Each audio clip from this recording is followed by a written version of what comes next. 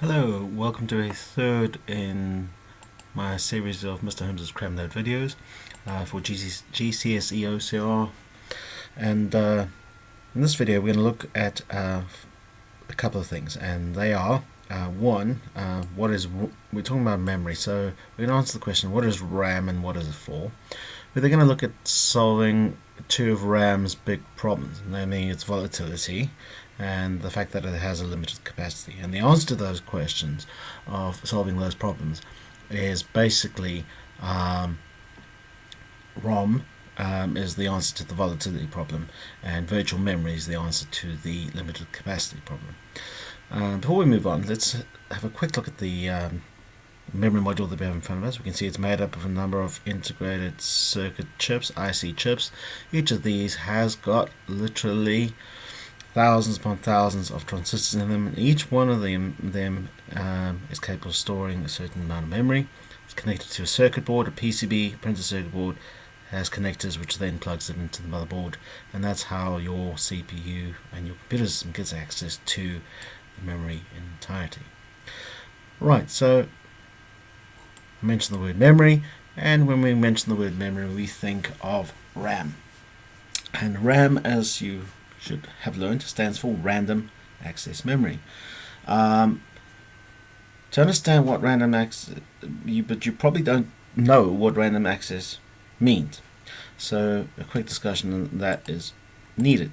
Random access means, let's suppose that this grid over here is my computer's memory. It's been numbered with addresses from 0 up to 24. Random access means I can go to any address that I want at will. So I could go to address 7 directly. Another word for random access is direct access. If my program's instructions was doing a selection statement, like an if, and my program then needed to jump to memory address 17, I need my memory store that I'm using to be able to do that. Likewise, if I'm doing some form of iteration or looping, and let's suppose I was executing needing to go to address 7, 8, 9, 10, 11, and then I looped again, I'm in 7, 8, 9, 10, 11. You can see the importance of having to have a memory store that can be directly addressed, or where cells can be addressed and looked up at random. This brings us to the purpose of RAM. The purpose of RAM is to store all the currently needed data and instructions that the CPU is busy executing. So there's my processor, there's my memory, and we know it's connected with a data bus, an address bus, and a control bus. This two-way bus over here, two-way arrow, represents the data bus, and that is what the processor needs access to be able to read and write to this memory at random, at will. Another technology, or another way of doing this, is something called sequential access, which is used in other storage devices. And sequential access means I have to start at the beginning and go through every single memory address if I wanted to get to memory address number 7. I couldn't go there directly. RAM, however, needs to be directly addressable, hence its name, Random Access Memory. The technology that our random access memory, our RAM, is built on is known as DRAM, a DRAM cell, dynamic RAM. The technology is built on a capacitor and a single transistor. Now, capacitors charge up, and then after they finish charging up, they will eventually start discharging over time and lose voltage. And to make sure that the memory keeps its value that it is storing, the electricity needs to be, the capacitor has to be recharged, and this is called a refresh cycle. And so you can see that DRAM has to be continuously refreshed. At every time one of those refresh cycles happens, memory is unreadable by the CPU. It can't be reached. So the advantages we have of this dynamic RAM memory technology is that it's cheap per megabyte. It it has a high density. It's only made up of one transistor and a capacitor, and these are really easy to make in a small area, so lots of them can be built into a very small chunk of processor or slab of silicon, and it is directly adjustable. Disadvantages, well, it's much slower than other forms of RAM that are available, and it needs to have refresh cycles to keep boosting its memory. Now, over time, a lot of stock has been put into the speed of a processor or its capabilities.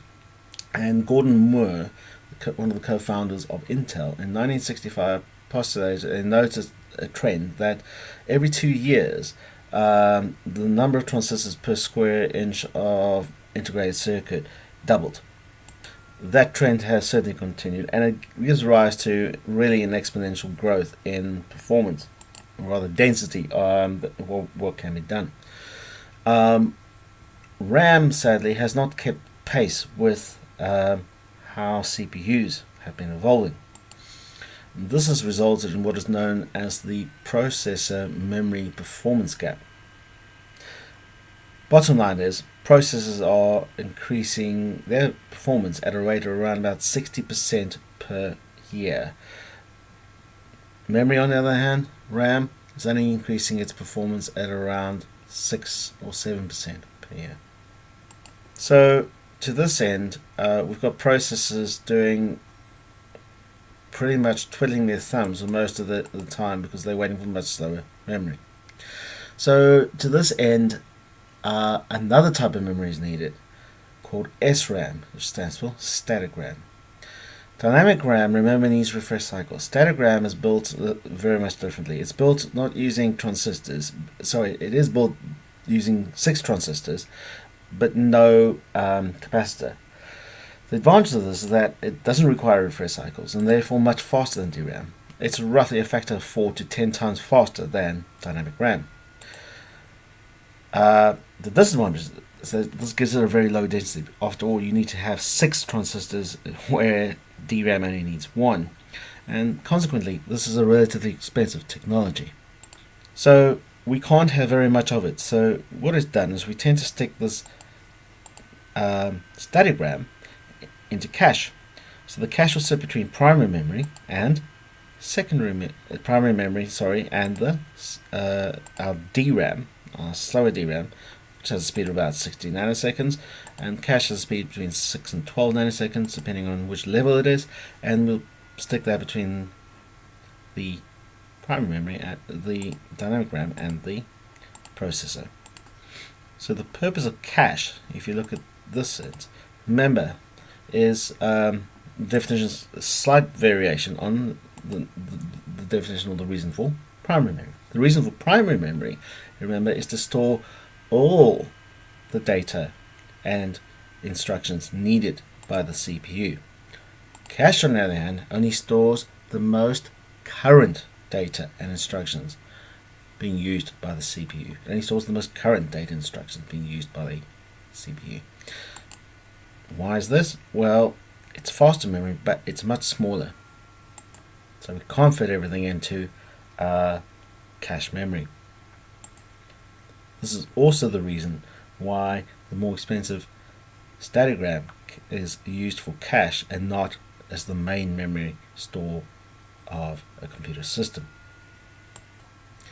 It's worth noting how the relative latency between these different technologies affects the system's performance.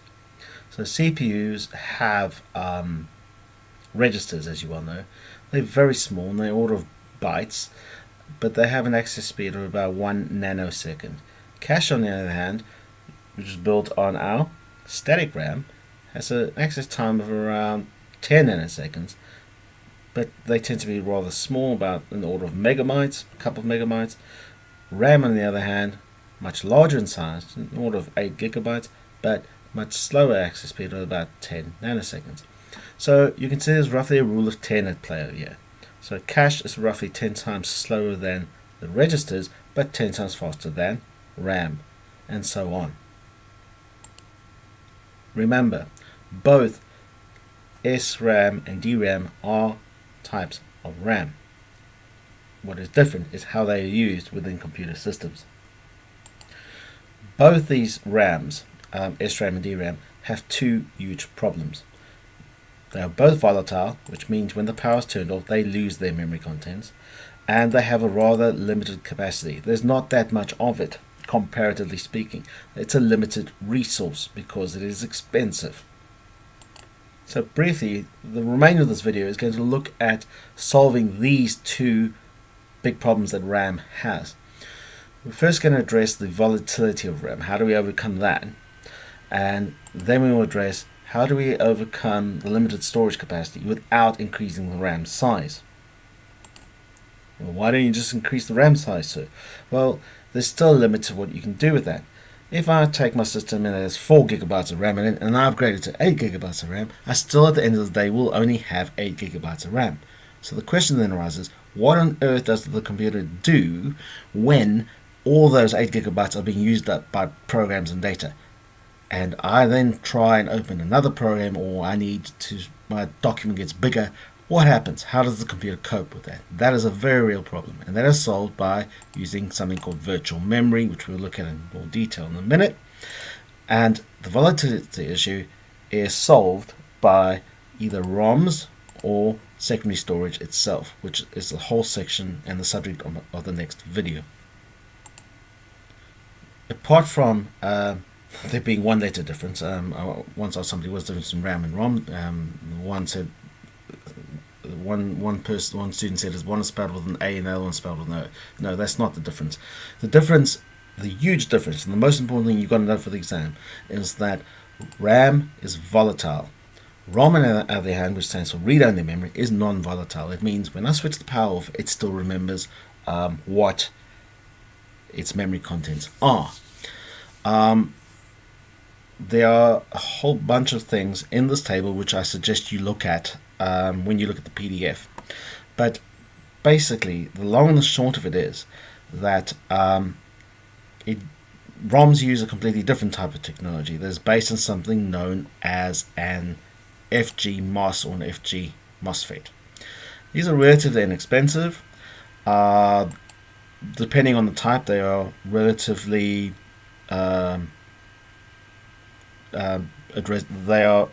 some of them are directly addressable, some are not, and consequently they solve the problem of RAM being volatile. Now you may ask, well, so you keep saying RAM being volatile is a problem.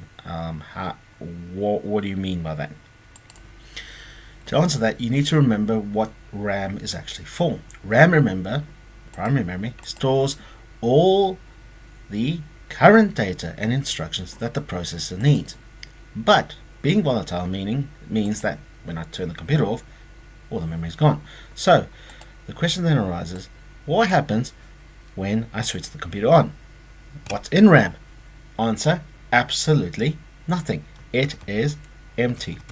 So what the CPU has to do, because it doesn't have instructions in memory at this point, it has to get them from somewhere, and this is where the ROM, read-only memory, comes in.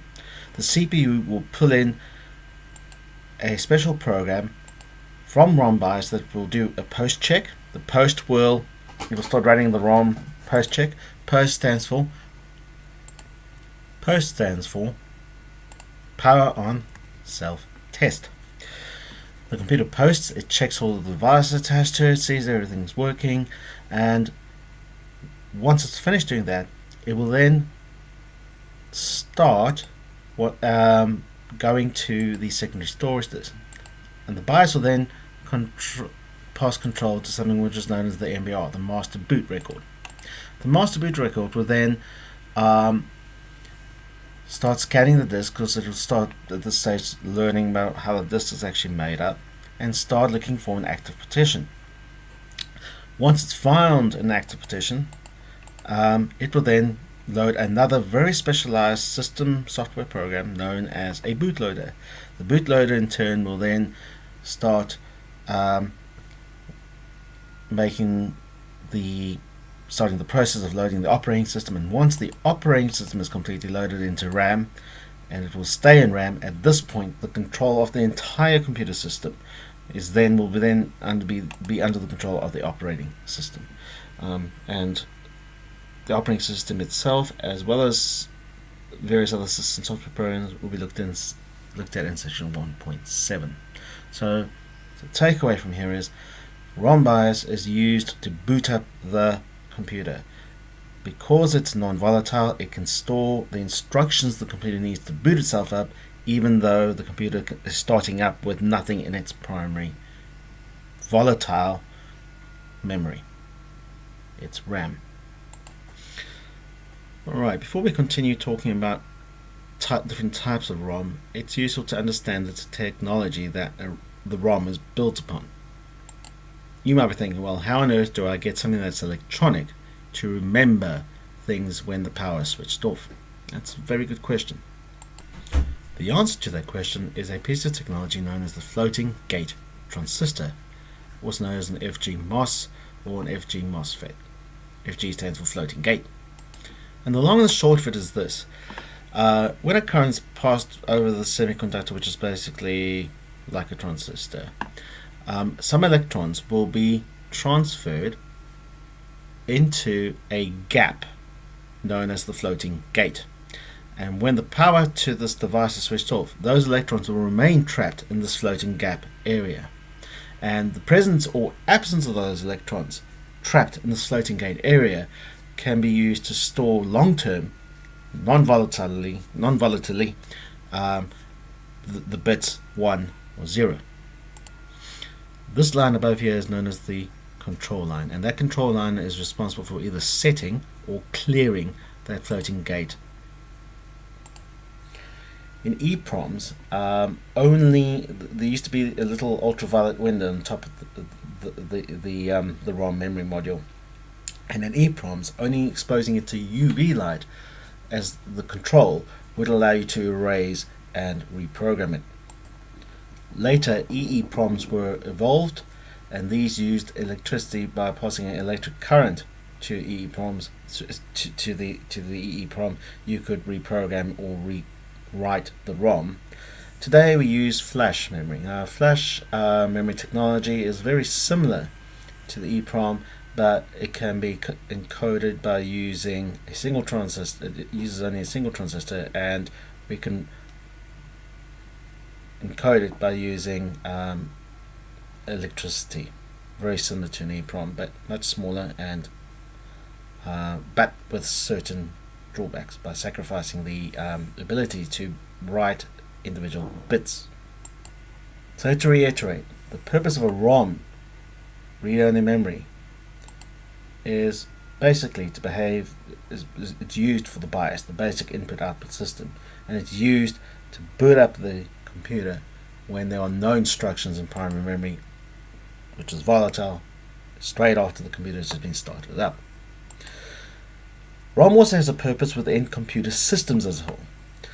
It's used in firmware, which is where we have burnt programs and instructions and data onto processors, onto ROMs, so that we can have embedded operating systems burnt into the processors, bootstrap loaders, and these are all relatively cheap to produce, and the market has certainly expanded for them. And originally, EEPROMs were the main source of ROMs, but this has now been replaced by flash memory.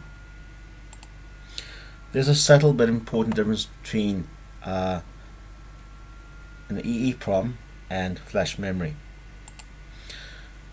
EEPROMs can be erased and programmed at an actual byte level. Flash memory, on the other hand, because it's sacrificed that additional transistor, can only write pages of data to its arrays.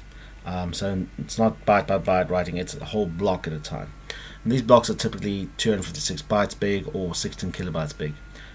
However, given the application, this is typically not a problem, as long as we can fill the correct data into those 256 bytes, or the instructions get them to fit into 256 byte chunks. We can still write the data or flash the the ROM as we need it. Well, how good is this flash memory? Well, it's pretty good. The retention level, how long do these electrons stay trapped in this little floating gate? Quite amazingly, for up to decades. So it's pretty impressive as in terms of its duration that it retains the data. However, because you have to constantly write and clear this device, this bridge over here, this floating gate section eventually breaks down electronically, which means after 20,000 to about 1 million write or array cycles, the memory cell ceases to work and stops working. This is something that really needs to be borne in mind when you're talking about secondary storage, so flash memory sticks and solid state drives. Less of an issue for ROMs. There are two flavors of flash memory. The first is the NOR flash. NOR flash stands for not all. In the NOR flash setup, the FG masses are arranged in parallel. So this makes them much bulkier, more expensive, but they are directly addressable. This makes them uniquely suited, despite being a little bit more expensive, to ROMs for boot code or application firmware. The other variation of flash is the NAND flash, which stands for not and. Here the FG masses are arranged in sequence. They are much cheaper, they have a much higher density, so you fit more of them in the surface area. These are well suited to large data storage such as digital cameras, MP3 players, USB pen drives and SSDs. We're now going to talk about dealing with RAM's second problem, that of its limited storage capacity. Right, so remember the scope of the problem. RAM is a finite resource. So my computer is running. I can't just switch it off and put more RAM in it.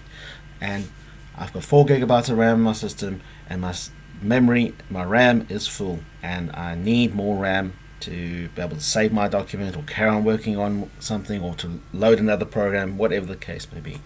I need that data in primary memory because the CPU needs to have direct access to it. So the solution to this problem is actually to go to much slower, very much slower. Remember, primary memory has an access speed in the order of nanoseconds. Secondary storage has an access speed in the order of milliseconds. We'll talk about that in a minute. It's basically pretty much like 1,000 times slower. Alright, 1,000 times slower than primary memory. So this is not something that you do lightly. It's something you do because you have no choice in the matter. And so I need more memory. So what I will do is that chunk of memory, the algorithm will look at it and say, boom, I can get rid of that chunk temporarily, but I need to put it somewhere where I can get it again. So the only choice you've got, you can't go to the cache, you can't stick it in the processor. The only place you've got to store it is on your secondary storage. So it will be swapped out to the disk, thereby freeing up a new chunk of memory that the CPU can now use, and that the primary memory can now use.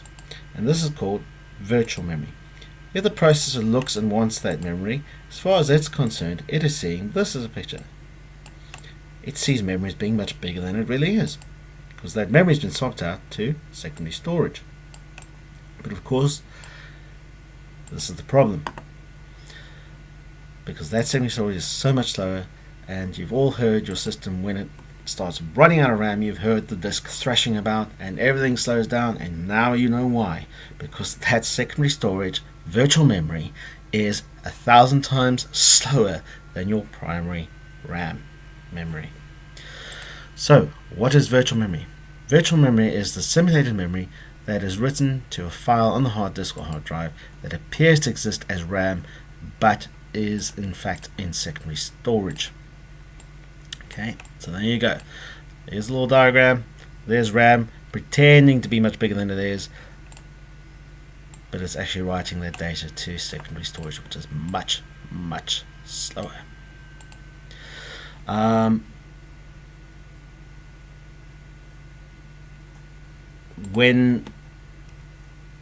So that is what virtual memory is. Why do I need virtual memory? The answer is when you need to run an application on the computer that is bigger than the physical RAM can support. So my 8 gigabytes, I can't run more than that, I can't fit anymore. This lets you use secondary storage as an extension of primary memory so that more data and programs can be run at the same time. And I need to add at this point at a tremendous performance cost.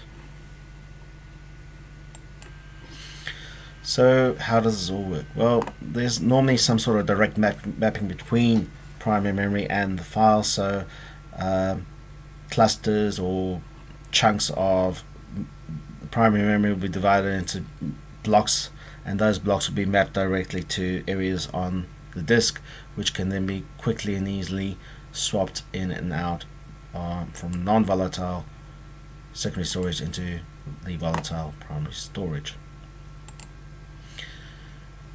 This process is all done and managed by the Virtual Memory Manager, or the VMM. The Virtual Memory Manager creates a file on the hard drive large enough for all the extra memory that's needed. The operating system, which basically is controlling this whole process in the background, will treat this virtual memory as if it were real memory, and the Virtual Memory Manager will simply swap things in and out of from disk to RAM as it is needed. Alright, so that concludes the section on memory. Thanks for watching. Mr. Holmes signing out.